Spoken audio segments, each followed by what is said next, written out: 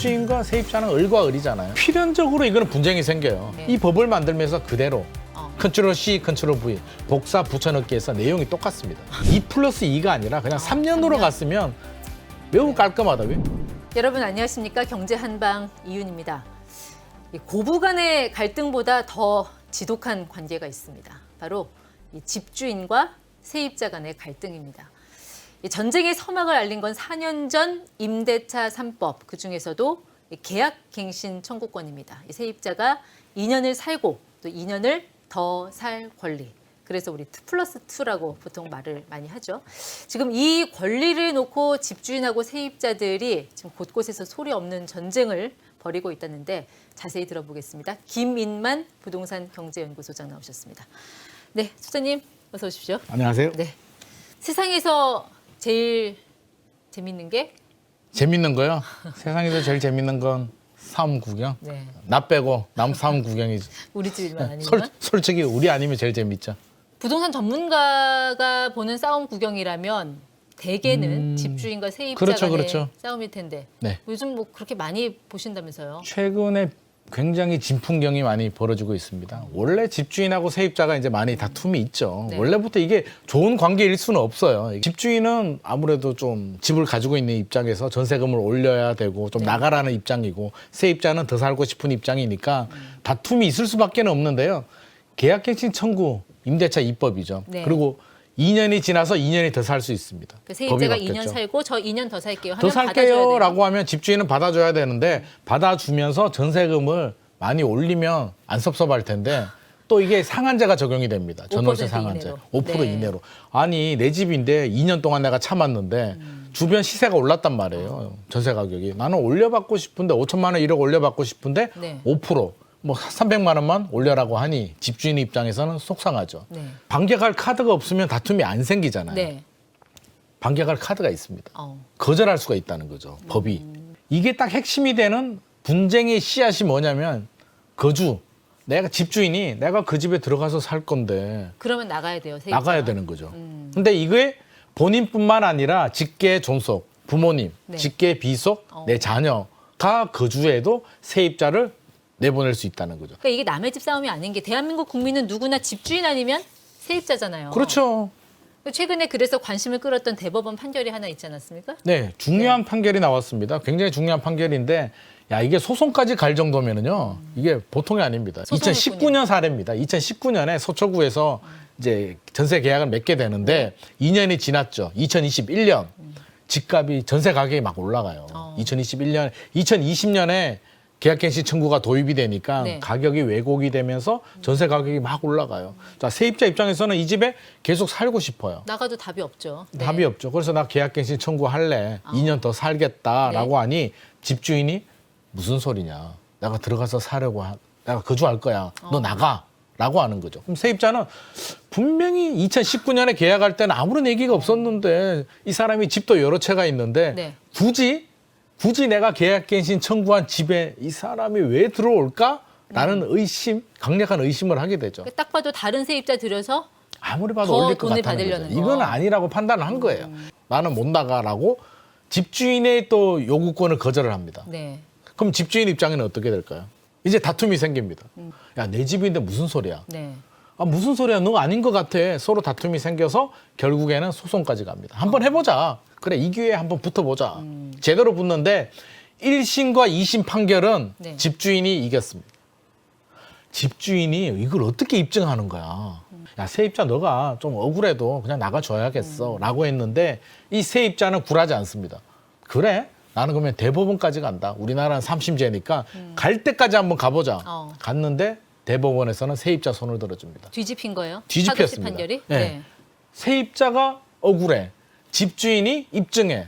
너가 거주하는 걸 입증해야지. 입증하지 못하면 세입자가 계약갱신 청구를 해도 된다라고 대법원이 판결을 했습니다. 확실한 입증을 해야 된다는 거죠. 근데 이게 왜 이런 판결이 나왔냐면 사실은 집주인이 좀 잘못한 부분이 있어요. 네. 말이 왔다 갔다 합니다. 처음에 거절할 때 우리 가족이 다 거주할 거야. 네. 라고 이야기를 했는데 소송 과정에서 또 뒤바뀝니다. 부모님이 거주한다고 했다가 뭐 가족 일부가 거주한다고 했다가 왔다 네. 갔다 하는 부분이 있었고요. 두 번째는 이 집주인이 집이 여러 채가 있었단 말이에요. 하필 세입자가 계약갱신 청구한 집에 왜 또 들어가야 되냐고요. 다른 집에 가도 되는데. 네. 그러니까 판사가 볼 때는 야, 이거 좀 아닌 것 같아. 그럼 너가 꼭 그 집에 들어가야 되는 사유를 좀 입증해봐. 라는 판결을 한 겁니다. 실거주 의무 같은 경우에 이제 3년 유예로 이제 가닥이 잡혔습니다. 예. 3년 후에는 집주인이 입주해야 돼요. 그러면 새로 입주한 아파트에 집주인이 돈이 부족하니까 전세금을 받아서 잔금을 쳤습니다. 3년 내에 입주해야 되니까 2년이 지났죠. 그러면 집주인 입장에서는 이제 거주를 해야 되잖아요. 네. 3년 이내 해야 되는데 이건 확실하잖아요. 법 때문에. 그렇죠. 나는 너 2+2 살게 해주고 싶은데 법이 이런 걸 어떻게 해. 실거주 의무 나도 하기 싫은데 해야 되니까 당신이 나가줘야겠어 라고 하면 이거는 입증이 되는 거죠. 그렇죠. 그러니까 이런 확실한 사유가 있다면 집주인이 이길 수가 있는데 네. 이런 사유가 없이 막연하게 그냥 나가라고 하면 지금은 안 된다는 겁니다. 그러니까 대법원의 취지는 맞는 것 같아요. 그동안에는 정말 집주인이 말 한마디로 세입자를 내쫓을 수 있었지만 그렇죠. 그 세입자를 보호하는 방어막을 하나 만들어준 거잖아요. 만들어줬죠. 네. 세입자 입장에서는 굉장히 억울할 수는 있죠. 일일이 이걸 어떻게 입증을 하게 되고 네. 집주인이 사는지 매일 가서 이렇게 두들겨 볼 수도 없는 거잖아요. 그런데 관건은 이제 네. 그러면 어디까지 어떻게 입증을 하느냐 집주인이. 네. 아니 그 내가 내 집 들어가고 싶다는 그 마음을 뭐 까서 보여줄 수도 없는 거고 뭐 나는 정말 진정성 있습니다. 뭐 혈서 쓸 수도 없는 거잖아요. 혈서 써서 될 것 같으면 다 혈서 쓰죠. 대법원이 좀 가이드라인을 좀 만들어줬습니다. 예를 들어서 집주인이 지금 살고 있는 집이 전세인데 계약 만기가 맞아 떨어졌습니다. 그러면 자기 집에 들어가야 되는 상황이다라고 하면 또 이해가 되겠죠. 그리고 실거주 의사와 모순되는 행동 왔다 갔다 하지 말라는 거예요. 예. 내가 입주한다고 했다가 부모님이 입주한다고 했다가 애가 입주한다고 했다가 왔다 갔다 하면 안 된다는 거죠. 예를 들어서 애가 공부를 잘해가지고 학군 좋은 학교에 입학했단 네. 말이에요. 그러면 애를 그 집에 보낼 수 있는 거잖아요. 그런 사유들이 좀 맞아떨어져야 된다는 거죠. 예. 그런 사유들이 있어야 되고 실제 이사 준비. 우리가 이사하면은 이제 그 집에 들어가야 되면 어떻게 해야 될까요? 지금 내가 살고 있는 집을 팔아야죠. 팔거나 네. 아니면 뭐 전세를 주거나 이삿집 센터의 견적도 좀 받아보고 뭐 여러 가지 일을 해야 되는데 네. 이 대법원에서 저심 그 패소한 집주인은 그런 행위가 없었다는 거예요. 모든 사람들이 사실 이제 재판에 다 붙을 수는 없을 거고 그렇죠, 이거는 그렇죠. 소송을 갔을 때 입증을 하는 문제고 네네. 의심은 들어요. 네. 저 집주인이 살지 안 살지. 네. 그러면 정말 세입자 입장으로서 할 수 있는 건 뭐 퇴근하고 가서 찾아본다든지 실제로 어떻게 해요? 실제로 찾아가가지고요. 실제로 있었던 사례인데 네. 그 집에 불이 켜져 있는지, 나는 나갔는데 집주인이 사는지 뭐 우편물 확인도 하고 경비실에 또 물어보고 경비실에 물어도 보고 불 켜져 있는지도 보고 빈집이 맞는지도 보고 그런 경우들이 실제로 있었습니다. 그것도 하루 이틀이죠. 그러니까 막 현타라고 하잖아요. 아, 내가 이거 뭐 하는 짓인가? 막 이런 생각도 들고 일도 바빠 죽겠는데 네. 같이 막 미치는 것 같고 뭐 이런 사례들도 있고요. 또 두 번째 반대 사례도 있습니다. 반대는 뭐냐면 세입자가 계약갱신 청구를 하면 집주인은 거절할 수가 있는데 네. 역으로 제안을 하는 거죠. 내가 사실은 계약갱신 청구 내가 거주할 수 있는데 돈 주면 이사비에 한 2천만 원 위로금을 주면 내가 청구 안 할게. 대신 너는 전세금 한 2, 3억 올릴 수 있으니 네. 협상하자라고 하는 사례가 굉장히 많았습니다.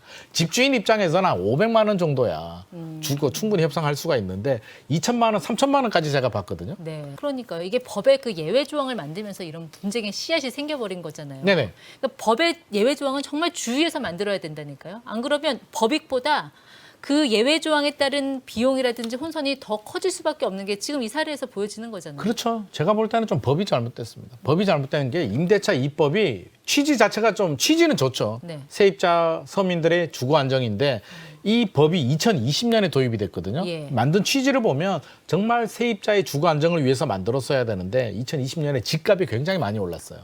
그러니까 집주인들을 규제해서 뭔가 집값을 잡으려고 하다 보니 네. 집주인 규제 대책으로 임대차 3법이 도입이 됩니다. 이게 원래 계약갱신 청구가 어디 있는 제도냐면 상가 임대차 보호법에 있던 제도인데 상가는 이해가 되죠. 왜? 인테리어 하는데 몇 억씩 들어가잖아요. 권리금도 몇 억이 들어가는데 1년, 2년 지나서 집주인이 임대인이 나가라고 하면 굉장히 재산상 손실이 발생하니까 이런 계약갱신 청구 제도가 10년간 보장이 되는데 네. 이 법을 만들면서 그대로 컨트롤 C, 컨트롤 V 복사 붙여넣기해서 내용이 똑같습니다. 똑같이 넣고 하나 더 집어넣은 게 분쟁의 씨앗. 실거주하게 되면 집주인이 거절할 수 있어를 하나 더 집어넣어 버리니까 그때부터 이제 분쟁, 싸움이 엄청나게 일어나고 있는 겁니다. 그러면 굳이 나는 소송까지 가서 뭐 증명을 받고 이런 복잡한 절차도 싫고 네. 그렇다고 막 퇴근 후에 그 집 찾아가서 실거주 하고 있는지 확인하기도 싫다. 네네. 그런데 너무 궁금해. 정말 살고 있는지. 궁금하지. 방법 없어요? 바빠 죽겠는데 언제 찾아가가지고 우편물 확인하고 벨 누르고 할 수는 없잖아요. 실제로 확인할 수 있는 방법이 있습니다. 확정일자 열람제도라는 게 있어요. 그러면 집주인이 예를 들어서 그럴 수 있잖아요. 전세금을 올려받아서 다른 세입자를 집어넣을 수도 있죠. 그 확정일자 열람할 수 있는 제도가 있습니다. 내 계약서 서류를 가지고 주민센터 가서 확정일자 열람을 신청하면 이 집에 누가 확정일자를 신청했는지 확인할 수 있으니 예. 아무래도 집주인이 전세금을 올려서 했을 것 같으면 확정일자 열람 제도 한번 확인해 보시면 세입자가 없다, 확정일자를 안 받았다 그러면 집주인이 입주했구나 정도를 우리가 유추할 수는 있습니다. 네. 저는 이 대법원의 판결이 취지는 맞는 것 같습니다. 네. 그동안 정말 집주인이 제가 들어가 살 거니까 세입자 여러분들 그냥 잔말 말고 나가주세요 하면은 이 말 한마디로도 쫓아낼 수 있었던 거잖아요. 맞습니다. 그런데 그걸 어쨌든 브레이크를 걸었고 브레이크 집주인한테 걸어줬죠. 증명의 책임을 지운 거예요. 맞습니다. 그런데 조금 전에 그 어떤 조건을 증명을 해야 된다고 말씀하셨지만 네. 이거 아기를 가진 집주인이라면 어떻게든 그 조건에 맞춘다는 말이죠. 예를 그럴 들어서 수가 있어요. 뭐 그럴 수가 허위로 있어요. 막 매물을 내놓는다라든지 기존 살던 집, 난 충분히. 집 내놨습니다. 들어가 살 겁니다. 그리고 말도 안 되는 가격으로 높게 올릴 수도 있잖아요, 부동산에. 저는 좀 그런 마음이 들어요. 그래서 어떻게든 좀 서로 법의 취지를 좀 이해를 하고 네. 진짜 내가 거주할 거 아니면 결국 4년 후에는 올려받을 수가 있으니 네. 집주인 입장에서는 꼭 거주하시는 분들만 했으면 좋을 것 같고요. 또 세입자 입장이라면 일부러 내가 거주할 생각이 없는데 돈 얼마 주면은 뭐 이렇게 또 일부러 집주인하고 또 전쟁을 할 필요는 네. 없을 것 같습니다.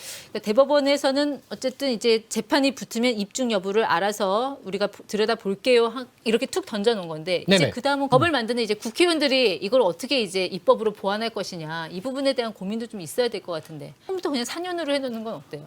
처음부터 4년으로 가면 이걸 최단 존속 기간이라고 하는데요.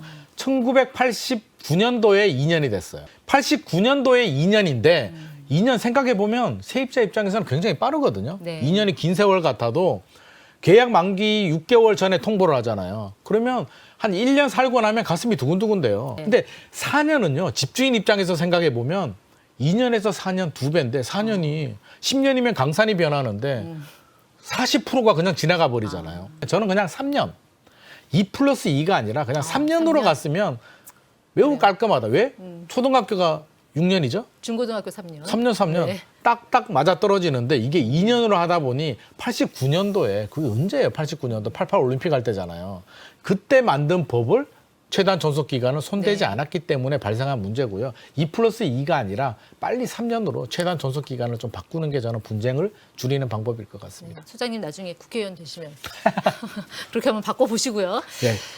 자, 걱정은 이제 전세 가격이 지금 네. 계속 오름세예요. 전세 가격이 지난해 올라갑니다. 원래 전세 그 빌라 사기 때문에 네네. 아파트 전세값이 지금 많이 오른다고 하고 이 네. 올해는 또 입주 물량도 적고 맞습니다. 이렇게 전세가 올라가면 세입자 입장에서는 당장 이거 나가면 비싸게 계약을 해야 되는데 답이 없을 것 같고 집주인 입장에서는 전세가 이렇게 올라가는데 계획이 없던 거주하고 싶은 마음이 막 생길 것 같거든요. 당연히 분쟁이 더 생기지 않을까요? 분쟁이 앞으로 굉장히 많이 생길 겁니다. 앞으로 왜 많이 생기냐면 요즘 전세 사기, 깡통 전세가 빌라 오피스텔 시장에 굉장히 많아요. 아직도 전세가 불안합니다. 네. 빌라 오피스텔의 전세 수요가 아파트로 넘어오죠. 최근 주택 매매 가격도 주춤하잖아요. 막 네. 가격이 오르지 않잖아요. 그러면 좀 기다렸다가 전세 살다가 집을 사도 되겠네라고 생각을 들죠. 전세 수요는 늘어나는데 최근에 입주 물량 줄어들잖아요. 네. 수요는 늘어나는데 공급이 줄어들면 전세 가격은 올라가는데 그렇죠. 올라가면은요 집주인 입장에서는 이제 전세금을 올려야 되는 또 이유가 생기죠. 전세 가격이 올라가니까 아마 지금보다 1년, 2년 지나면 굉장히 많이 생길 겁니다. 최근에 어떤 일이 발생하냐면 조금 올랐거든요. 그러면 세입자가 계약갱신 청구를 하지 않아요. 그냥 500만 원 올려주고 네. 왜? 2년 후에 5천만 원 오를 것 같으니까 그때 사용하려고 예. 아껴두는 거예요. 그러니까 아마 2년, 3년 후에는 더 많은 분쟁이 생길 것 같습니다. 저 어렸을 적에 새 들어 살 때 집주인 아주머니가 학교 다녀오면 간식도 챙겨주고 아, 엄마 옛날에 아빠 안 그랬죠. 계시면 대신 돌봐주시고 그랬던 기억이 있는데 왜 이렇게 좀 세상이 삭막해졌는지. 저는 법으로 법 만드는 분들이 빨리 보완을 해가지고요. 분쟁을 좀 줄이는 필요가 있을 것 같습니다. 네, 여기까지 듣겠습니다. 네, 지금까지 김인만 부동산 경제연구소장과 함께했습니다. 고맙습니다.